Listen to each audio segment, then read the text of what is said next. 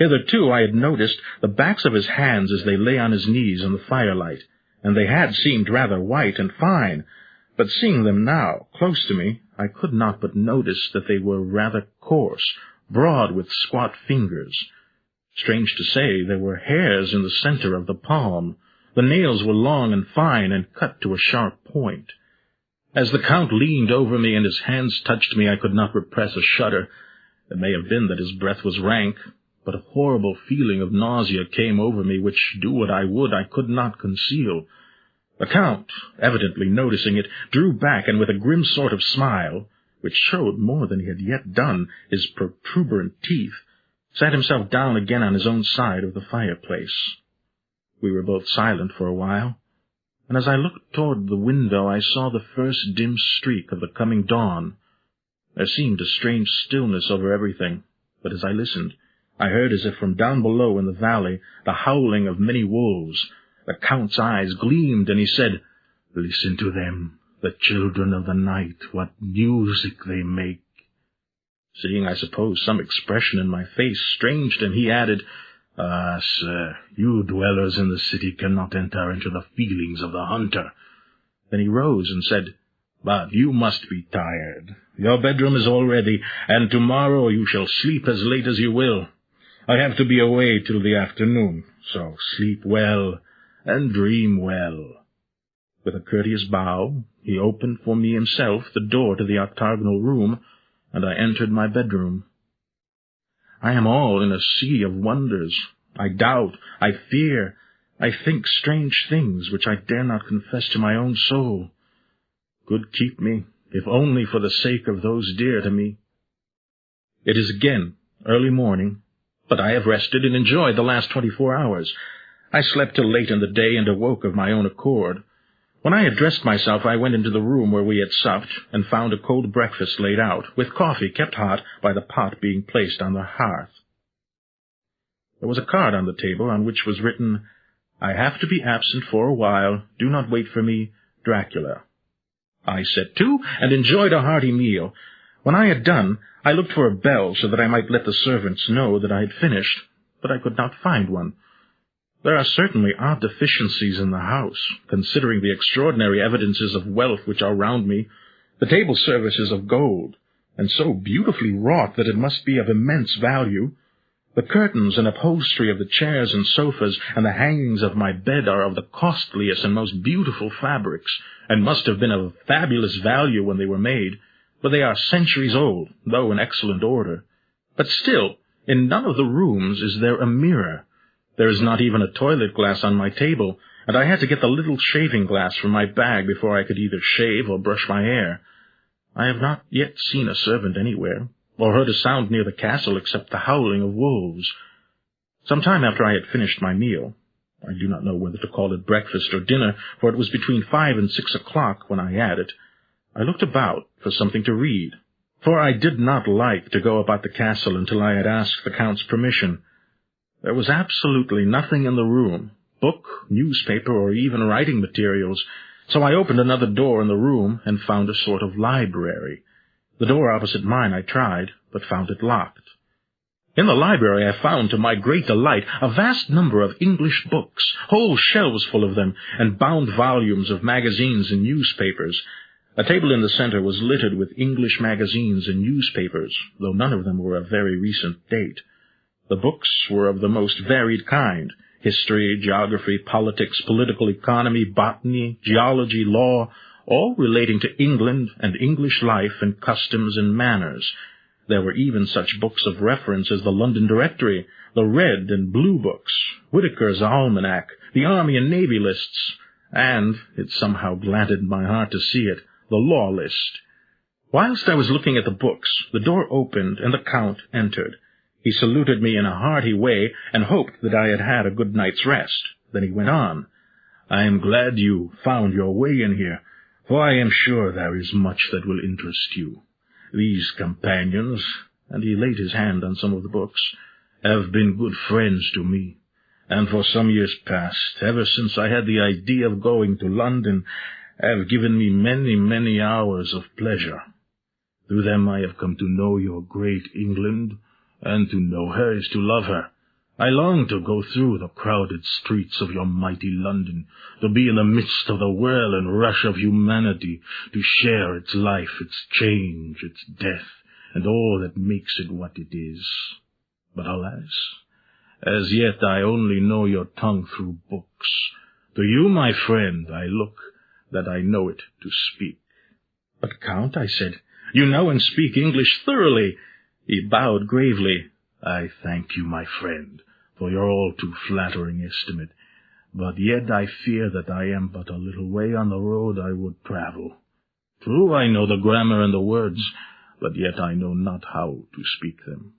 Indeed, I said, you speak excellently. Not so.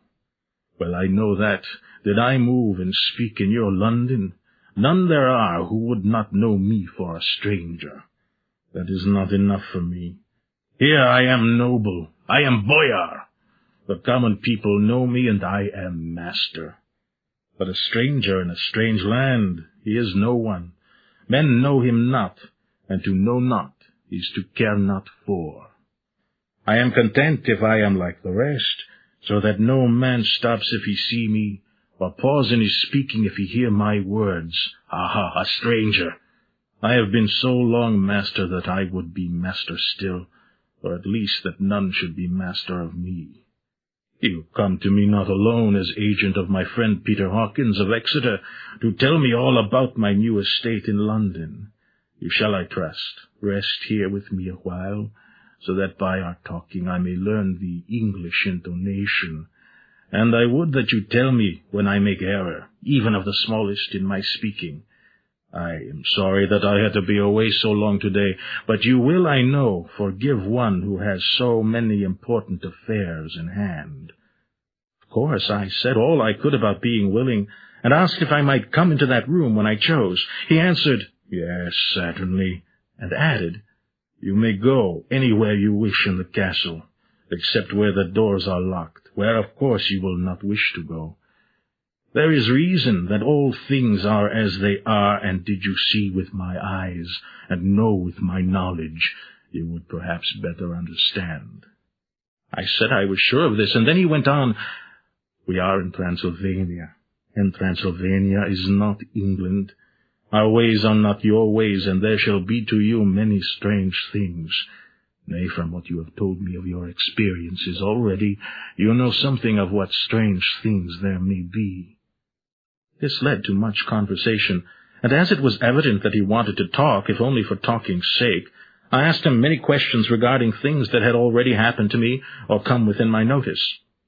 Sometimes he sheered off the subject, or turned the conversation by pretending not to understand, but generally he answered all I asked most frankly.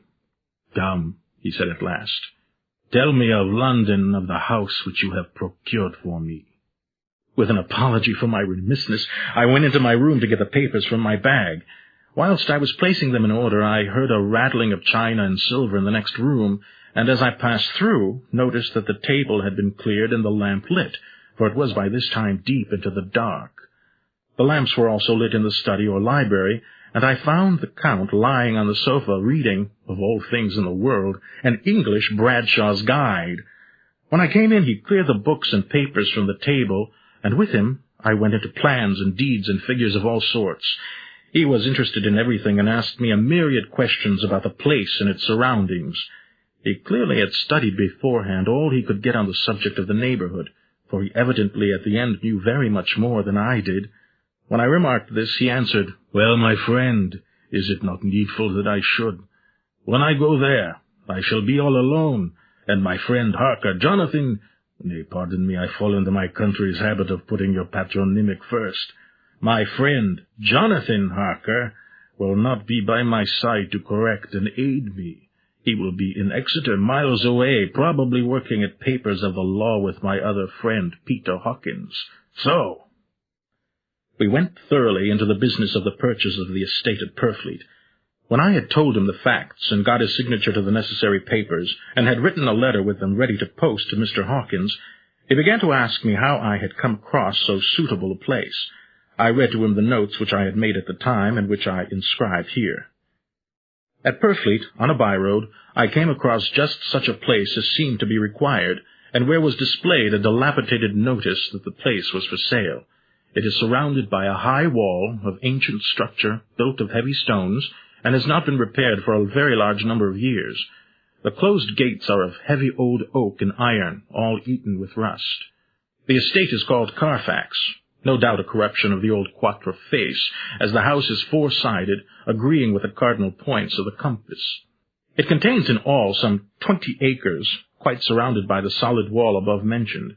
There are many trees on it, which make it in places gloomy, and there is a deep, dark-looking pond or small lake, evidently fed by some springs, as the water is clear and flows away in a fair-sized stream.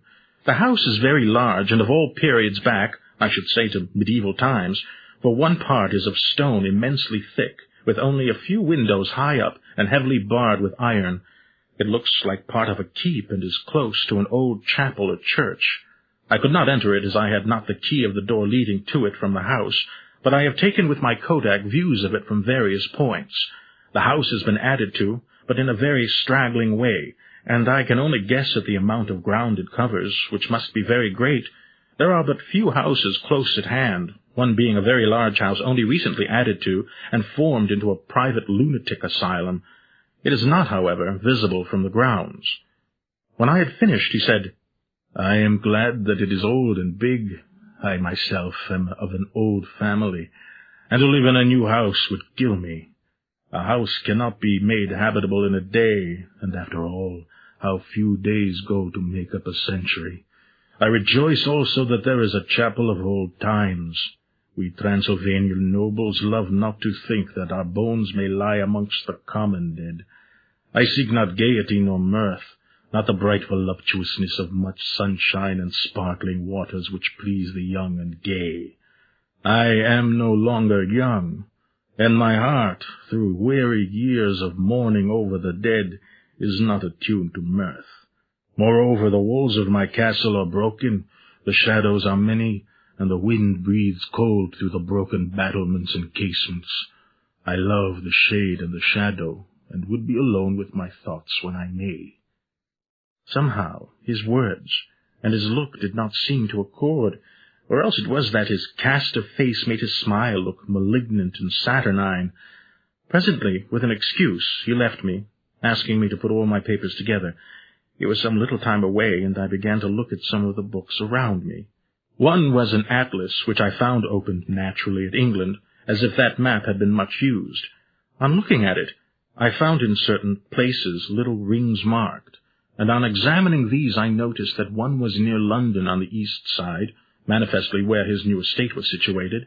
The other two were Exeter and Whitby on the Yorkshire coast. It was the better part of an hour when the Count returned. "Aha! Still at your books. Good. But you must not work always. Come, I am informed that your supper is ready." He took my arm, and we went into the next room, where I found an excellent supper ready on the table. The Count again excused himself, as he had dined out on his being away from home. But he sat, as on the previous night, and chatted whilst I ate. After supper I smoked, as on the last evening, and the Count stayed with me, chatting and asking questions on every conceivable subject hour after hour. I felt that it was getting very late indeed, but I did not say anything, for I felt under obligation to meet my host's wishes in every way. I was not sleepy, as the long sleep yesterday had fortified me, but I could not help experiencing that chill which comes over one at the coming of the dawn, which is like, in its way, the turn of the tide. They say that people who are near death die generally at the change to the dawn, or at the turn of the tide. Anyone who has, when tired, and tied as it were to his post, experienced this change in the atmosphere can well believe it. All at once we heard the crow of a cock coming up with preternatural shrillness through the clear morning air. Count Dracula, jumping to his feet, said, "Why, there is the morning again. How remiss I am to let you stay up so long. You must make your conversation regarding my dear new country of England less interesting, so that I may not forget how time flies by us." And with a courtly bow, he quickly left me. I went into my own room and drew the curtains, but there was little to notice. My window opened into the courtyard. All I could see was the warm gray of quickening sky, so I pulled the curtains again and have written of this day. This is the end of Side 1.